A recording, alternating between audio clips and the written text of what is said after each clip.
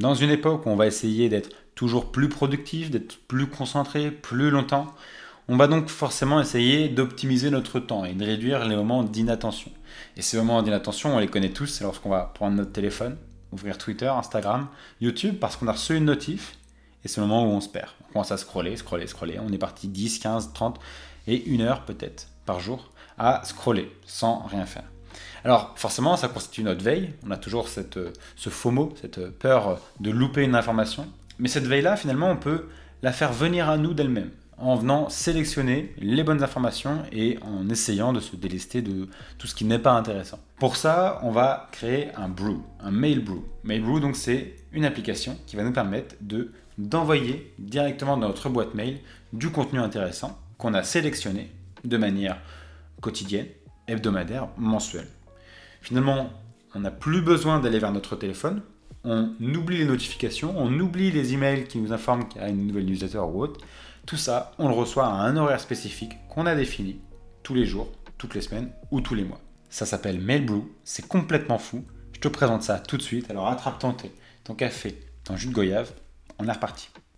Et on commence à parler de Mailbrew par son site. Sa landing très courte, comme on peut le voir ici, mais avec une animation que je vous remets, rien que pour le plaisir. Hop là, on a le mock-up qui arrive et directement on a le feed. Alors, on voit tout de suite à quoi ça correspond. On est dans l'application mail, on va recevoir donc un mail, on va recevoir des informations qui sont liées à notre calendrier, à Twitter, si on scrolle ici, des newsletters, Hacker News, etc. Donc finalement, en effet, ça vient digérer le contenu qui est sur Internet qui pourrait nous intéresser et qu'on a sélectionné pour nous l'envoyer par mail de manière quotidienne, hebdomadaire, mensuelle. Ok. Bon, on va plus loin, on va tout de suite concevoir un Mailbrew. Pour ça, moi je vais me connecter, mais tu peux te créer un compte, je te mets le lien juste en dessous dans la description. Hop là, je me connecte, donc moi je me connecte avec Twitter. J'arrive directement sur cette page-là. Alors sur cette page-là, on va retrouver 3 onglets principaux qui vont nous permettre ici de gérer un petit peu tout ce qu'on va pouvoir digérer comme données. Donc on va voir les brews, je sais pas trop comment on dit ça, mais on va dire les brews. Les brews, donc, qui sont mes feeds de contenu que je vais m'envoyer par email. Je vais avoir aussi les newsletters. Donc, on va voir qu'on va pouvoir centraliser toutes nos newsletters ici et se les envoyer à un instant défini. Et on va pouvoir ici avoir les saved. Donc, ce sont des éléments qu'on a sauvegardés, qu'on a vus sur Internet et qu'on voudrait se réenvoyer plus tard. Ça tombe bien, on va commencer par ça. Pour les saved, donc, on arrive sur une interface comme celle-ci. Lorsque je clique sur saved. Le saved, il fonctionne avec une extension Chrome. L'extension Chrome s'appelle Mailbrew Read Later, donc à lire plus tard, et se retrouve assez rapidement lorsqu'on va taper sur Google Chrome Extension Mailbrew, et on va la retrouver. Une fois qu'elle est installée, elle fonctionne de la sorte, je vais sur un site, celui-ci il me plaît pour son design, dans ce cas-là, supposons que je pourrais l'ajouter à mon Save to Notion, mais là il me plaît parce qu'il y a une fonctionnalité spécifique, il y a une information que je veux retrouver plus tard, et bien dans ce cas-là, je vais ici et je clique. Automatiquement, boum, il est sauvegardé. Rien de plus simple. Je n'ai pas de paramètres en plus à ajouter, il est sauvegardé. Et si je retourne dans mes saves, il est ici ajouté. Donc ça, c'est tout bon. L'inconvénient, c'est que ici, les informations, il faudrait que je revienne sur mon compte Mailbrew pour revoir ça et me dire « Ah oui, c'est vrai, j'avais mis ça de côté. » Donc là, ce qu'on va faire, c'est qu'on va se l'envoyer par email avec un Mailbrew. Ça tombe bien, on va en créer un. Donc pour ça, je vais sur le premier onglet et ici, je vais d'abord t'expliquer un petit peu ce que j'ai fait avec mes 4 premiers Mailbrew. Pour ça, j'ai créé donc un digest Webflow, un digest Aesthetic, un digest Bookmarked et un digest Sapiens. Alors ces 4 noms-là, c'est moi qui les ai définis. Techniquement ici, c'est simplement qu'ils viennent digérer le contenu qui est sur Internet et me ressortir les informations qui sont liées à Webflow, à de l'esthétique, purement visuelle, à des choses que j'ai sauvegardées et ici à Sapiens. Donc dans Webflow, ici je viens faire remonter les informations qui viennent de comptes Twitter que j'ai définis. On a du Webflow, on a du Joseph Berry, on a du Sarkis, on a plein d'autres comptes. Et en fait, techniquement, ce qui va se passer, c'est que ça va regarder tous ces comptes-là. Et il va remonter les informations les plus pertinentes. On a la même chose pour Aesthetics, qui du coup est encore quotidien, que je reçois tous les matins à 7h30, avec des comptes Twitter, avec des visuels qui me plaisent, qui peuvent venir alimenter ma veille visuelle. Ensuite, on va voir les Digest Bookmarked, qui sont ici donc des éléments qui sont sauvegardé, donc ça vient de saved, et en plus ça, en dessous, je me suis mis, donc là, ici, comme je n'avais rien sauvegardé, je n'ai rien ici d'ajouter, Mais par exemple, si je remonte un petit peu dans mes issues ici, qui sont les différentes versions que je reçois, on voit les dates qui changent. Mais voilà, ici j'avais sauvegardé des éléments, donc ils apparaissent automatiquement en save. Et en dessous, j'ai Product Hunt, les éléments les plus upvotés dans la semaine passée, parce que celui-ci, donc, il est hebdomadaire. Et ensuite, on a le Digest Sapiens Sapiens, qui est encore un petit peu différent. Il est toujours hebdomadaire, mais ici, j'ai ajouté du contenu statique que j'ai défini. Et en dessous, je vais chercher évidemment le dernier live de Sapiens, puis les informations liées aux membres. Alors pour ça, j'ai été chercher les comptes Twitter des membres, pour ceux qui en ont, et je remonte les informations. Ici, voilà, donc Alex, Ben, Armand, etc. On a aussi Pierre-Louis. Plein d'informations qui sont donc uniquement liées à Twitter. Donc en dessous, je rapporte aussi les vidéos YouTube. Pour tous ceux qui ont une chaîne YouTube, je la remonte ici. Ok. Si jamais, supposons, Pierre-Louis ne poste rien sur Twitter. Ici, ça ne va pas me laisser un grand espace blanc. Ça va simplement pas ajouter la liste d'éléments de Pierre-Louis. Et ainsi de suite. Et c'est comme ça que ça va nous générer automatiquement du contenu. Trêve de bavardage, allons en créer un. Donc ici, je clique sur le plus et c'est parti. On va l'appeler Digest No Code and Tech. Voilà. On va se l'envoyer ici en weekly. On va se l'envoyer le lundi, très bien, pour faire sa veille. Et on va se l'envoyer à 7h30 avant de démarrer. Ok, j'ai ici les sources recommandées, mais je peux ajouter mes sources moi-même. Donc on va commencer par la date. J'aime bien commencer par la date toujours. Un petit séparateur, ok, que je vais venir déplacer juste en dessous, voilà. Et ensuite, je vais commencer à mettre du contenu. Pour ce contenu-là, donc je vais créer, par exemple, je vais récupérer les informations qui passent sur Twitter. Donc je vais créer un digest. Ici, il va me retrouver toutes les personnes que je suis, et donc je vais juste cocher les personnes qui parlent de nos codes. Ok.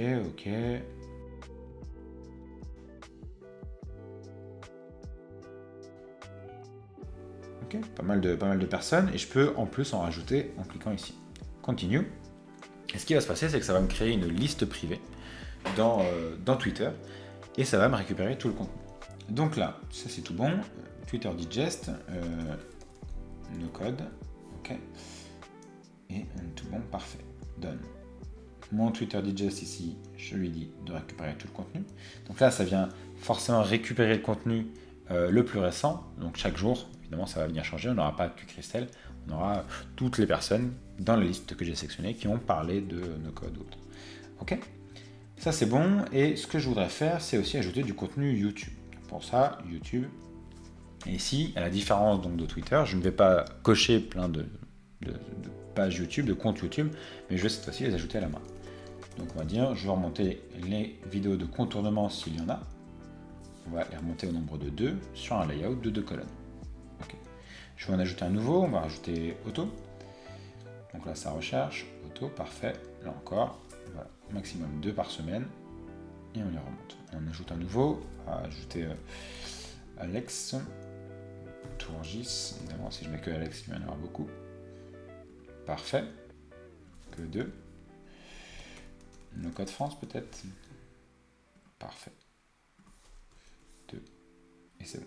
On va terminer par Product Hunt, parce que souvent on a de la tech, on a toujours de la tech, mais on a parfois du no code. Et on va ajouter les 3 plus upvotés. Ok. Publish, et donc là j'ai 2 options.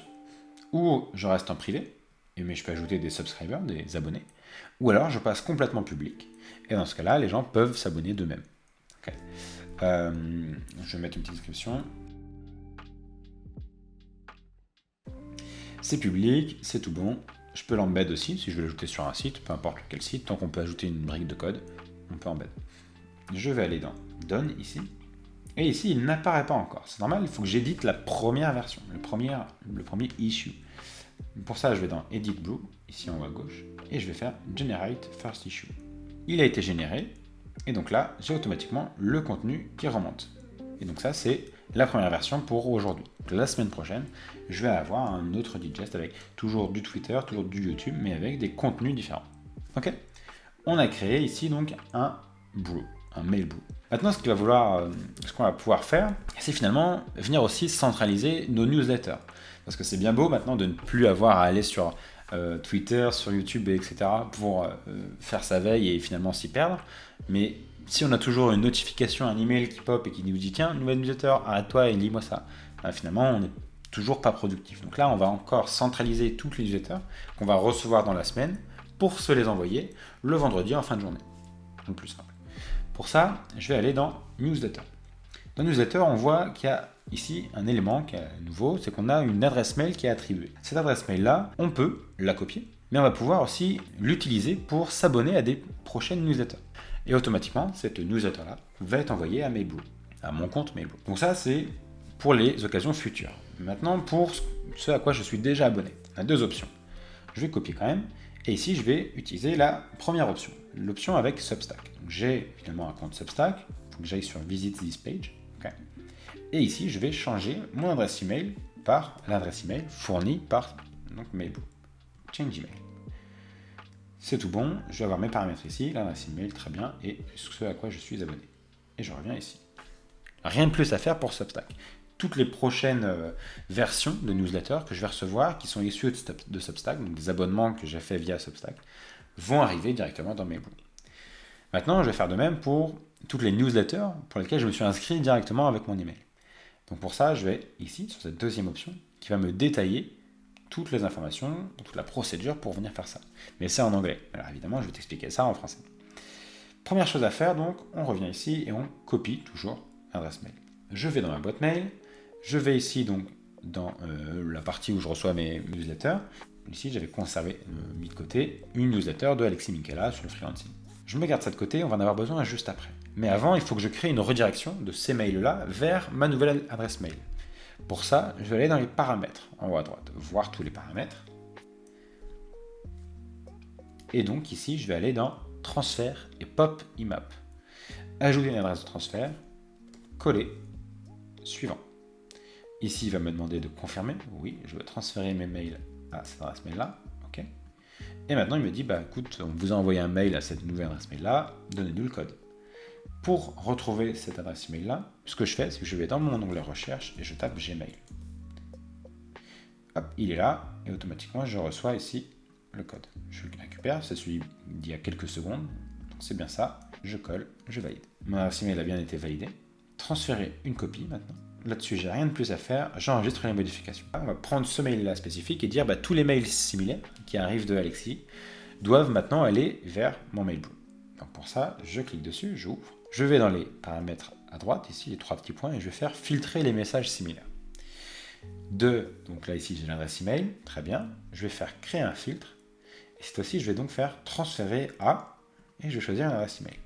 Ça c'est l'étape 1. Maintenant la problématique c'est que si je fais juste ça, mes emails vont juste être transférés. Mais je vais quand même avoir mon email dans ma boîte mail perso. Donc ça m'embête parce que ça veut dire que j'aurai quand même une notification. Pour ne pas avoir la notification, je vais directement archiver mon email. Donc il est transféré et automatiquement il est archivé. Et en plus de ça, je vais le marquer tout de suite comme lu.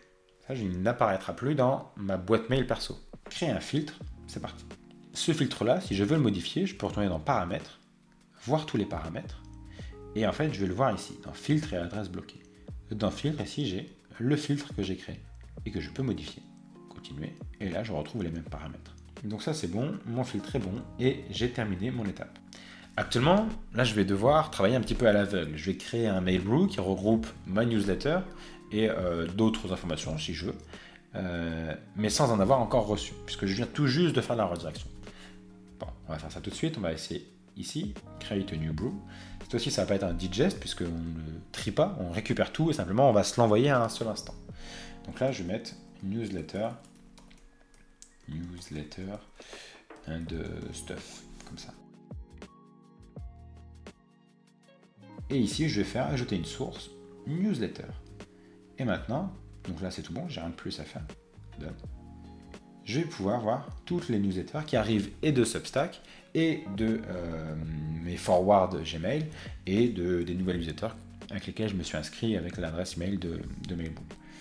Ok, ça c'est tout bon. Est-ce que je veux d'autres informations supplémentaires? On peut se faire plaisir et dire à la fin de la semaine, on va faire un petit point.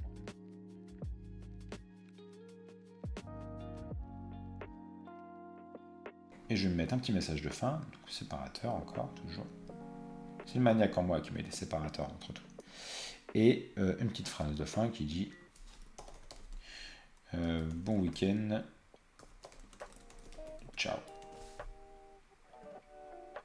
Et voilà, ça c'est bon, j'ai toutes mes infos. Je clique sur Publish, je le laisse en privé. Je n'ajoute pas de subscriber, c'est simplement pour moi, pour mes informations. Et je clique sur Done. Et maintenant, Generate First Issue. C'est tout bon, il a été créé. Donc ici, évidemment, il n'a pas remonté de newsletter. C'est normal, on vient de le faire. Mais dès la semaine prochaine, il y aura du contenu reçu dans le newsletter. Donc ça apparaîtra ici. Voilà, j'espère que cet outil te tente, que tu vas essayer de gagner du temps dans ta gestion de l'information, de ta veille numérique, etc. avec Mailroom. Et puis, si cette vidéo évidemment t'a plu, n'hésite pas à mettre un like, à t'abonner, à mettre la petite cloche comme on dit d'habitude. Et puis, je serais curieux de connaître un petit peu ton cas d'usage de Mailroom. Donc, n'hésite pas à me dire en commentaire comment toi tu utiliserais cet outil-là, qu'est-ce que tu ferais remonter. Et puis, si tu as décidé de créer un digest, un Mailroom que tu souhaites partager pour montrer un petit peu ce que tu suis et ce qui te fascine, etc. Eh bien, n'hésite pas à le mettre. Hein, ça peut être très très intéressant. Tu peux nous le partager directement dans les commentaires aussi. Donc, let's go. Bon, merci pour tout. C'était Théo. Ciao.